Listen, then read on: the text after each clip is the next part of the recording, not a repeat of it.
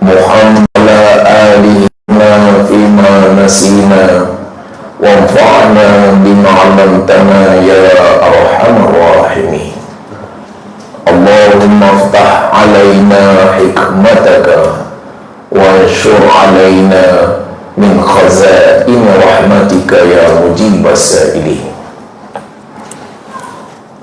Yang dimuliakan para imam surau Az-Zunnur, para asatidhah wal ulama, yang dihormati tuan-tuan, puan-puan, para ahli jawatan kuasa, hadirin hadirat Majelis Ilmu Kuliah Maghrib rahimakumullah.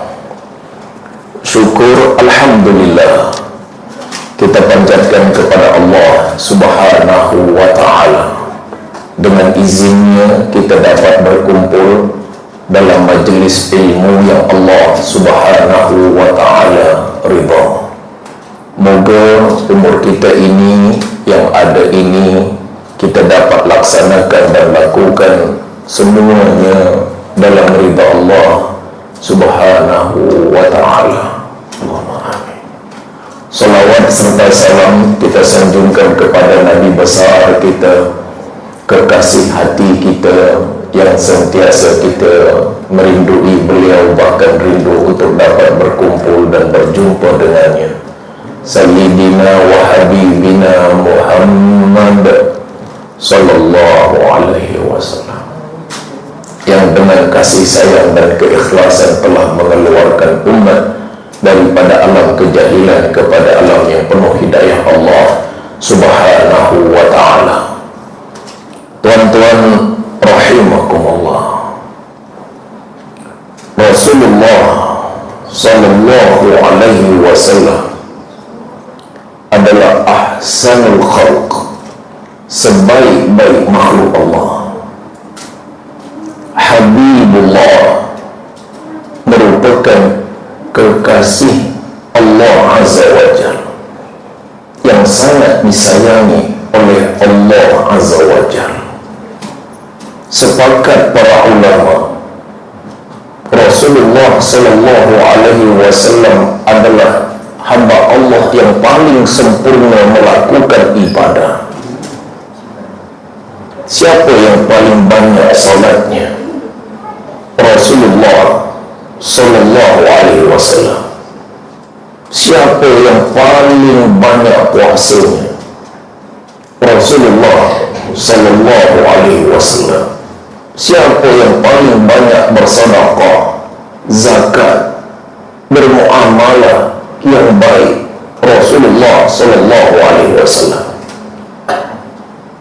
Sehingga Ibnu Abbas pernah mengiktirafnya dengan mengatakan, kana Rasulullah sallallahu alaihi wasallam ajwadan nas. Rasulullah sallallahu alaihi wasallam adalah sebaik-baik manusia, diiktiraf oleh seluruh sahabat. Wa kana ajwadu ma yakunu fi Ramadan, dan lagi terseluruh kebaikan, kesempurnaan, berkali ganda ibadah Rasulullah ketika bulan Ramadan.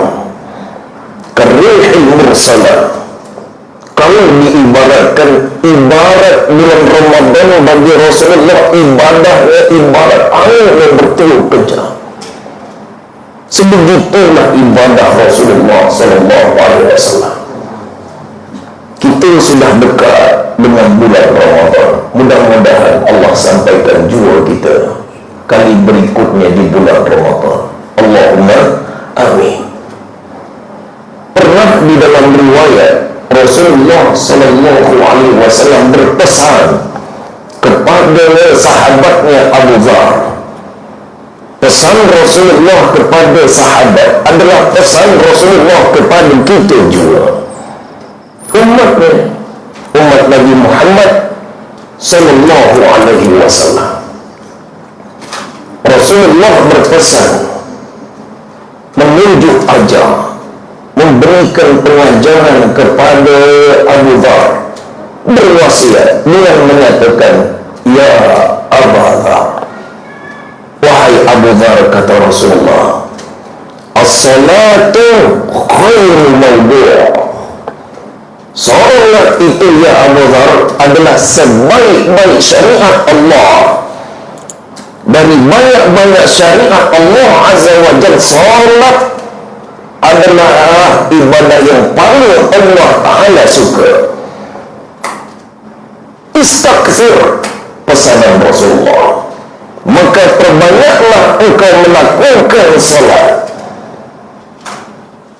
Perbanyak di sini tentunya adalah salat sunnah, baik daripada jenisnya maupun daripada jumlah rakaatnya.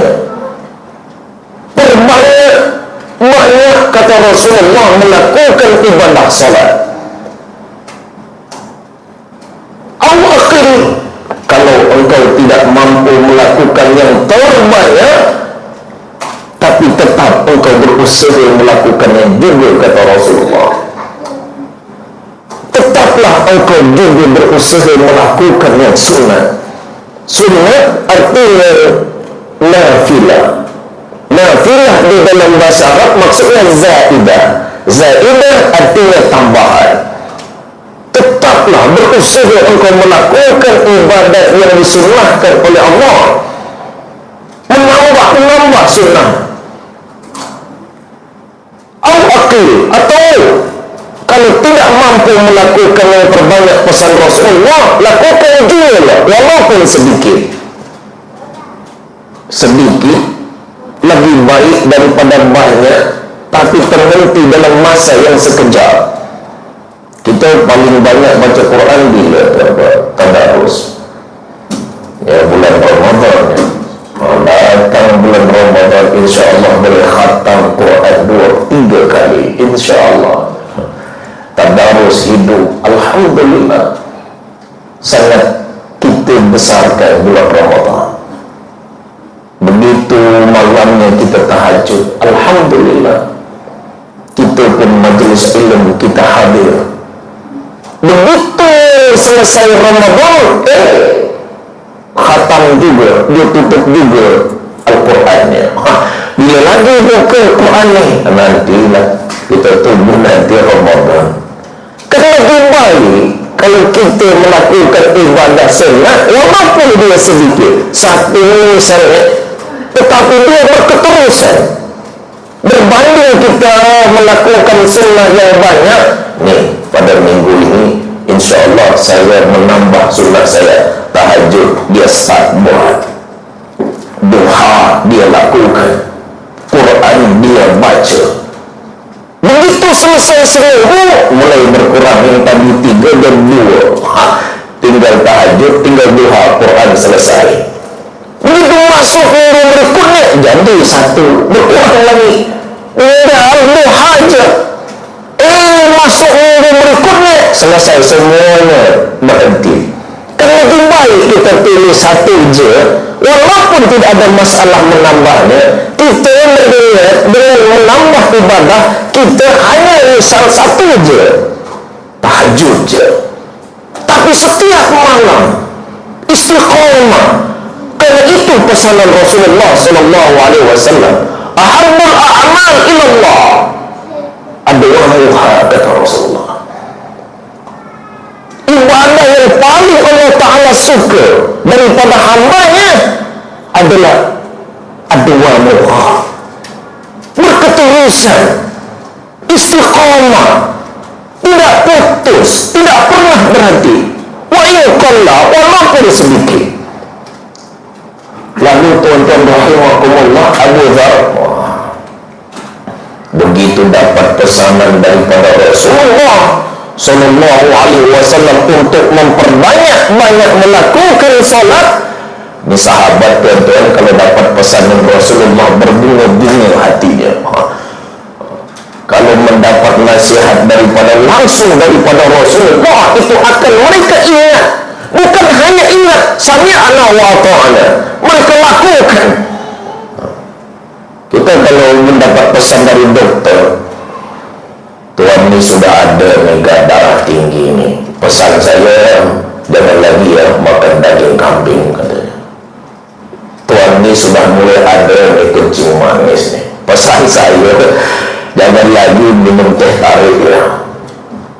Kalau kita dapat pesan dari dokter demikian, kita dengar kita tak dengar? Pasti kita dengar. Cari penyakit tak dengar ya. Udah tahu darah tinggi, sekambing tak berhenti tiap malam. Esok tumbang baru tahu.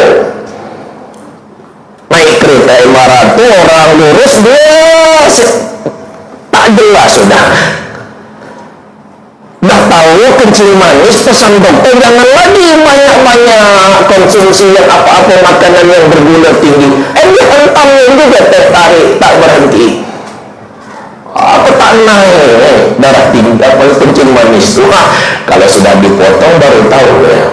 Nauzubillah, kita pasti dengar. Dokter cakap, semua orang dengar.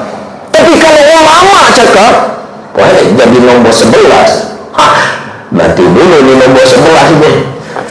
Nauzubillah, Rasulullah SAW jika dia berpesan kepada para sahabat sangat suka hatinya. Pasti mereka melakukannya.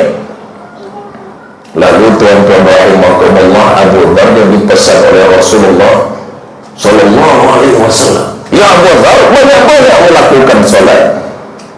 Perbanyak.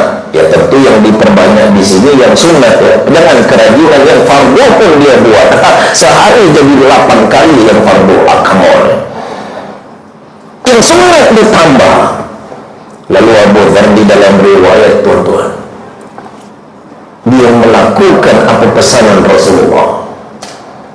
Dia pun pada suatu hari melakukan sholat. Sholat dalam jumlah bilangan yang sangat banyak. Kebetulan pada waktu itu ada seorang sahabatnya bernama Ahnaf ibn Qais. Ini hadis diceritakan oleh Rawahul Baihaqi. Ketika Abu Dzar melakukan sholat dalam jumlah bilangan yang banyak, Ahnaf ibn Qais memperhatikannya, menunggunya. Ini Abu Dzar ini, saya tengok first time katanya, tapi dia tak speaking lah masa itu ya. First time ini kita sebutlah ya. Saya tengok first time ya, sahabatku ini Abu Dzar sholat dengan jumlah bilangan yang banyak. Habis je 2 rakaat naik lagi, berdiri lagi, tambah lagi 2 rakaat.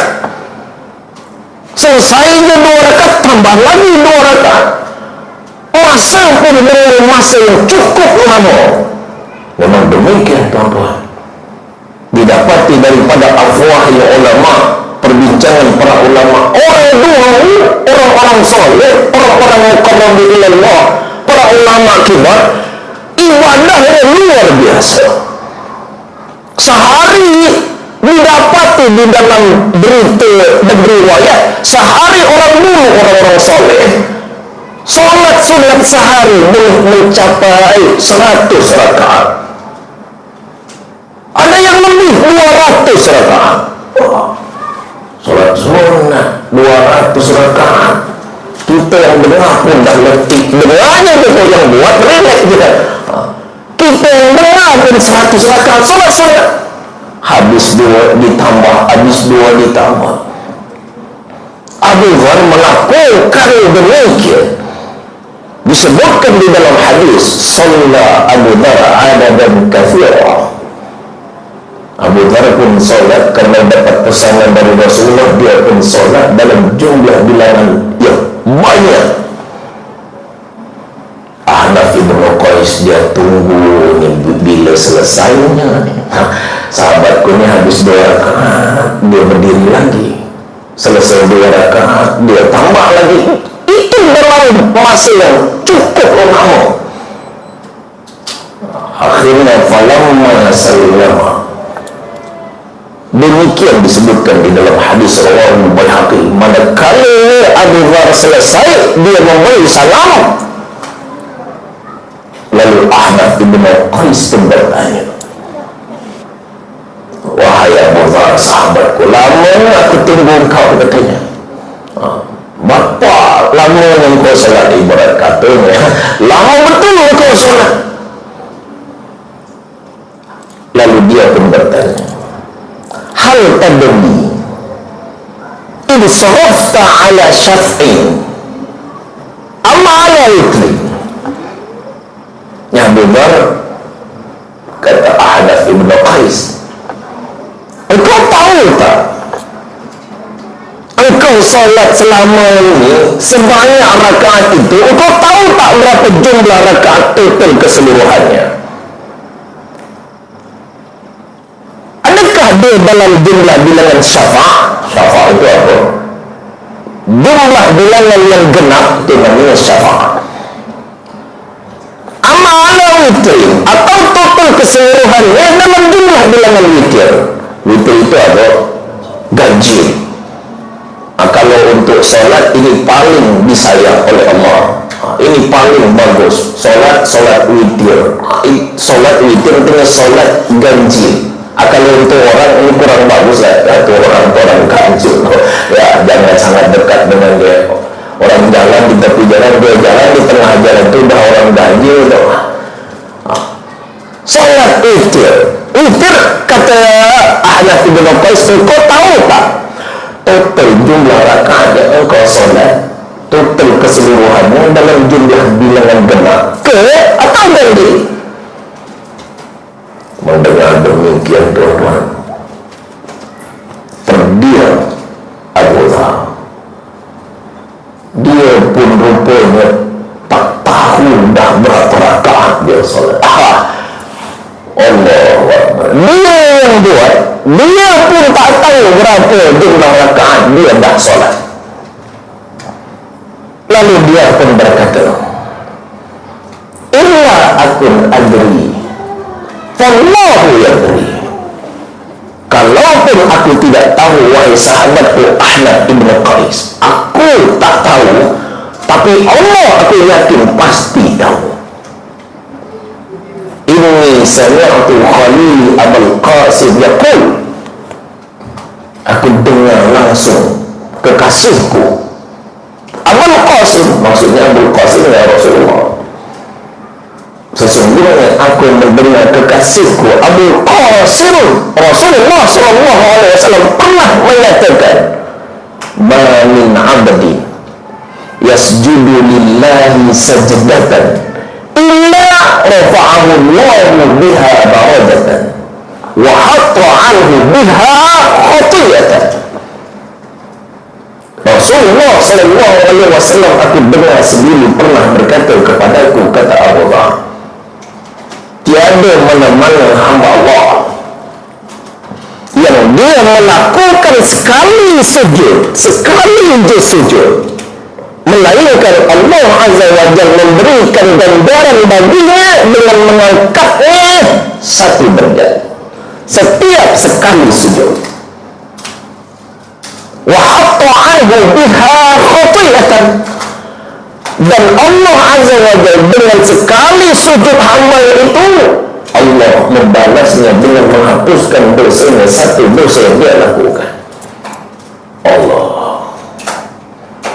Sebab itu aku melakukan sebanyak-banyak rakaat. Karena Khalil, kekasihku Abul Qasim, pernah berpesan kepadaku, istighfar, banyaklah engkau melakukan solat wahai Abu Dhar. Lalu tuan-tuan, para ulama pun membahasnya, solat sunat jenis apa yang dilakukan oleh Abu Dhar. Solat dengan jumlah bertambah, habis salam ditambah, habis salam ditambah, solat jenis sunat apa yang dilakukan oleh Abu Dhar. Sepakat para ulama mengatakan solat yang dilakukan oleh Abu Dhar namanya solat sunat mutlak. Solat sunat mutlak artinya solat sunat je tanpa ada sebab. Di office misalnya, hari Jumat biasa orang kalau kerja cepatlah ya, sebelum Jumat cepat menyelesaikan kerja itu biasa. Mungkin nak turun lunch dulu sebelum pergi ke masjidnya. Lalu dari ada masa cukup panjang, ada sejam lagi baru azan. Lalu di office dia teringat, aku dah solat sunat duha. Daripada masa ini tak terisi, kosong je, tanpa manfaat, aku nak ambil wuduk melakukan salat sunat je. Dia ambilnya wuduk, dia buat salat sunat 2 rakaat. Niatnya niatnya adalah untuk mendapatkan ridha Allah, untuk mendekatkan dirinya kepada Allah. Boleh? Jawabannya boleh. Tanpa ada sebab, tanpa ada sebab. Hanya niatnya untuk mendekatkan diri kepada Allah, namanya salat sunat mutlak. Ini air ni, air apa namanya? Mineral ya, air mineral, air kosong. Kosong disebut kosong kenapa? Karena dia memang air je. So, kalau dia bercampur dengan teh, warnanya bukan ni lagi. Kalau sudah dibuat dengan teh, tentu color dia akan bertukar. Color apa? Ya kuning, kepekat-pekatan. Pada zat air tersebut telah bercampur dia, maka dia tidak lagi disebut mutlak. Tapi kalau dia kosong begini, air je, maka disebutlah dia ma' mutlak. Kan disebut ma' mutlak. Air tahirun mutahhir yang kita guna untuk kita berwuduk namanya air je. Boleh kita wuduk dengan air kopi itu?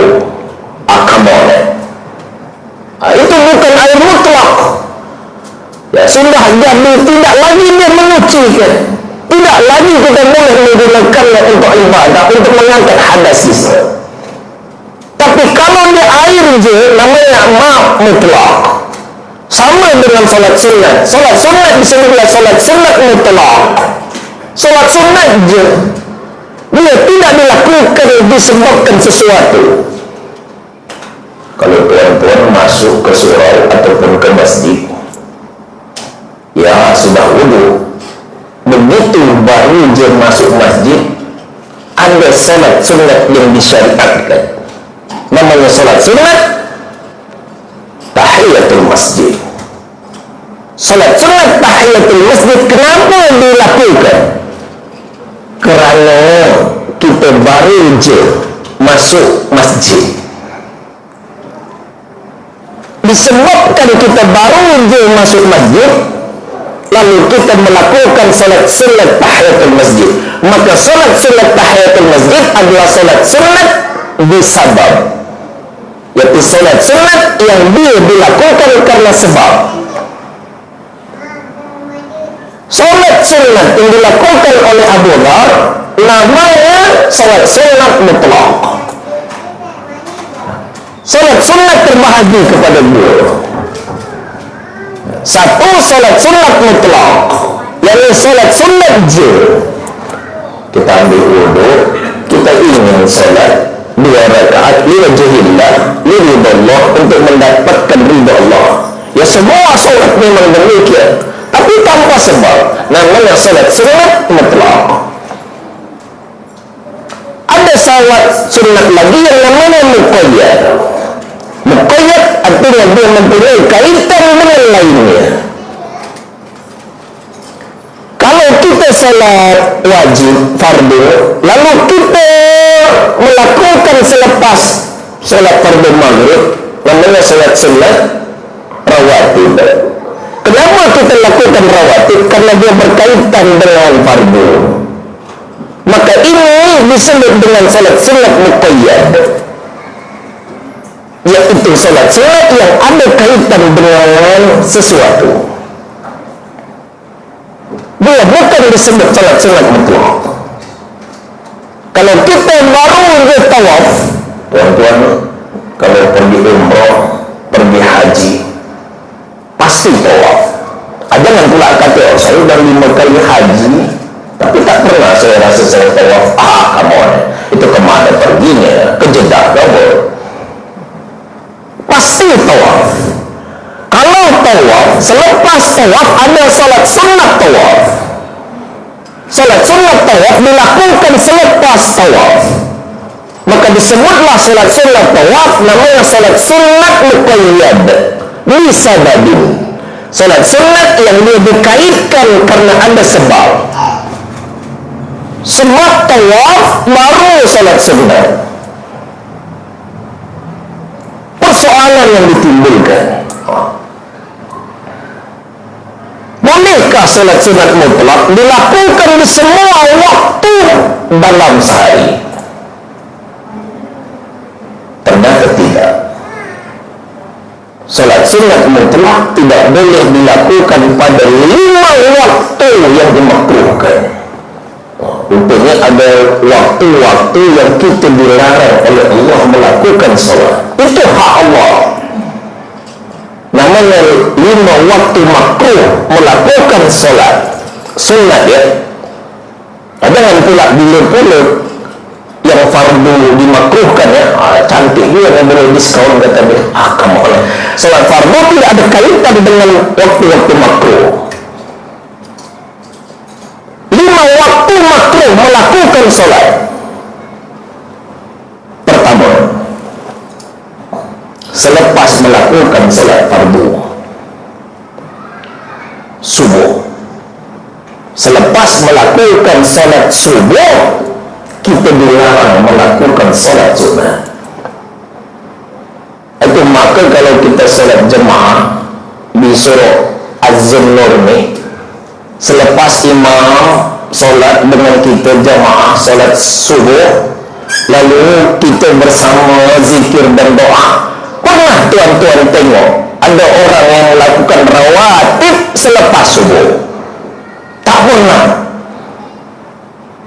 Jangan pula kerajinan, dia berdiri seorang tu pakcik itu, dia berdiri tengah-tengah, lalu dia buat salat sunat. Dia tanya pakcik, benda yang salat ni, dia kata ini rawatib lah selepas subuh. Kamu ini kalau dirakam, dibayarkan demam, pakcik jawab nanti. Sebab apa tidak ada rawatib selepas subuh? Karena memang Rasulullah melarangnya. Salat sunat tidak ada selepas melakukan salat subuh fardu. Dia adalah salah satu daripada waktu makruh melakukan salat sunat. Ada lagi tuan-tuan rawatib yang jangan kita buat. Tadi salat rawatib selepas subuh. Satu lagi apa? Selepas asar. Satu. Selepas asar makruh, tidak boleh melakukan salat sunat lagi.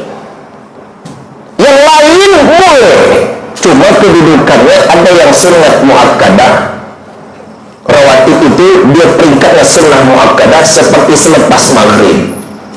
Ada sunat ghairu muakkadah, dia peringkat sunat dia seperti sebelum maghrib, tapi boleh dilakukan, boleh.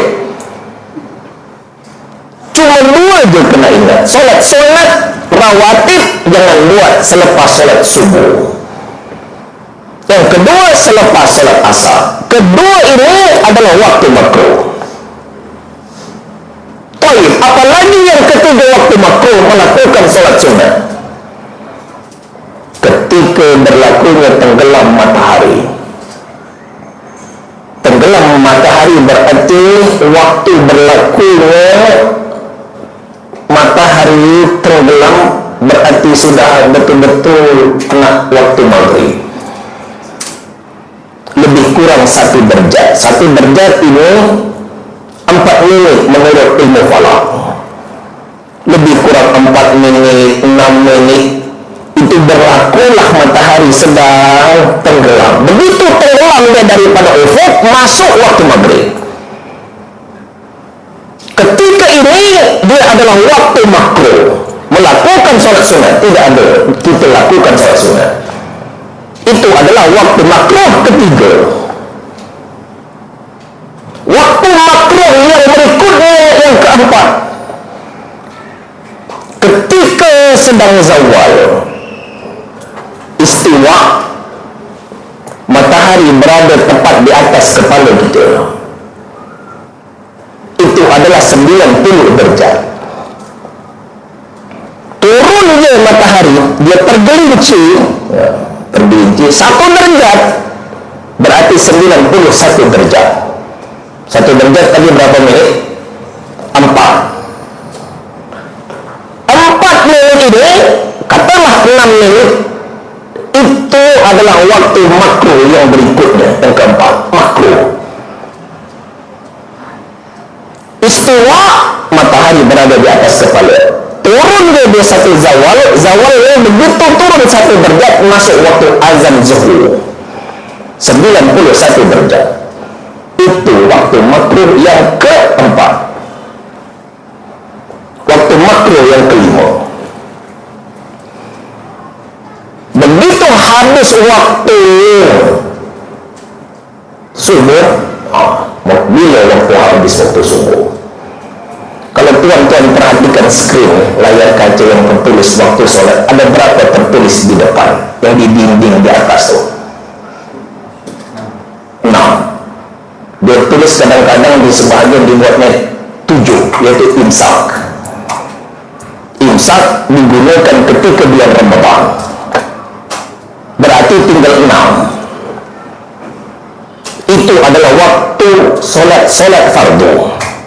Dalam masalah waktu solat fardu, apabila masuk waktu kemudian, maka berakhirlah waktu sebelumnya.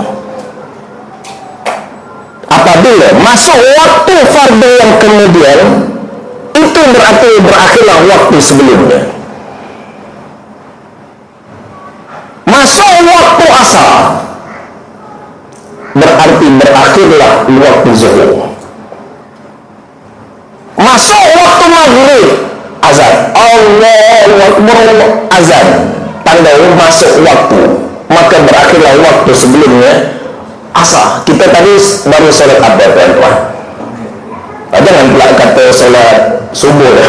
Ini tidak berada dalam majelis ya. Kita baru je sholat maghrib. Tapi bila habis waktu maghrib, apabila masuk waktu isya, kecuali subuh. Subuh dia tidak sama dengan waktu-waktu salat lainnya. Jangan pula ingat, kalau asar habis waktu maghrib, maghrib habis kalau waktu isya, subuh berarti masuk zuhur baru habis. Itu yang salat subuh pukul 10 pagi itu. Come on. Kecuali subuh tidak sama dengan waktu lainnya. Itu yang dibuatnya subuh pukul 9:30 baru dia salat subuh. Karena dia ingat tunggu waktu zuhur baru habis subuh. Come on. Subuh bila habis waktunya? Ketika suruh. Sekarang suruh pukul berapa? 7:11 menit. Baik, kita sebutlah misal 7:10 supaya senang kita menyebutnya.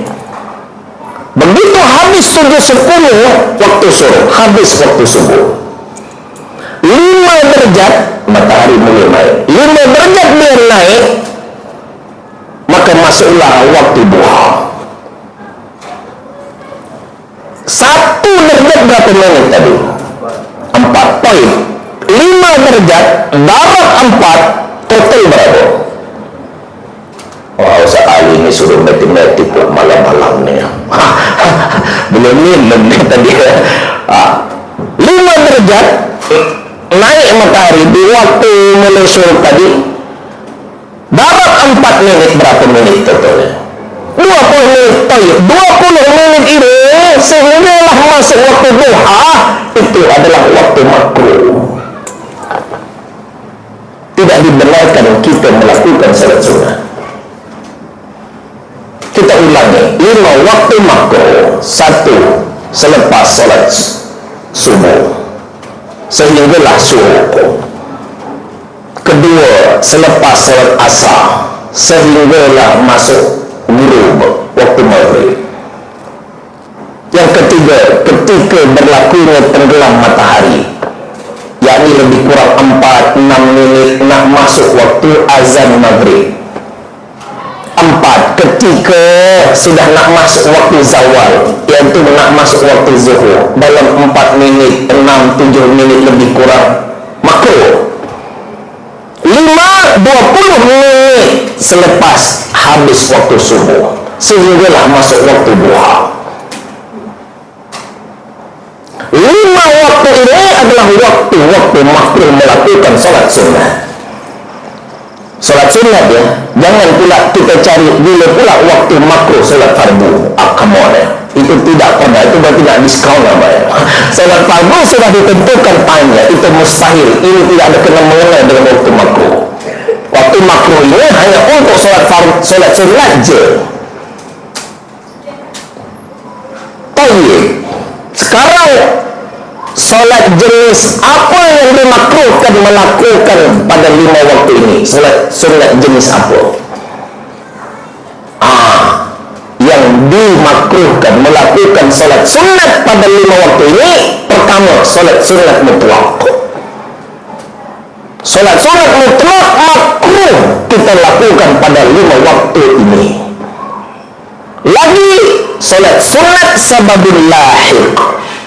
Solat sunat yang sebabnya kemudian solatnya dulu dapat, seperti solat istikharah. Macam mana pula solat sunat sababul lahiq? Macam ni tuan-tuan. Solat sunat yang bersebab terbahagi 3. 1, solat sunat sababun sabiq. Solat sunat yang sebabnya dulu dapat, baru melakukan solatnya, namanya solat sunat sababun sabiq.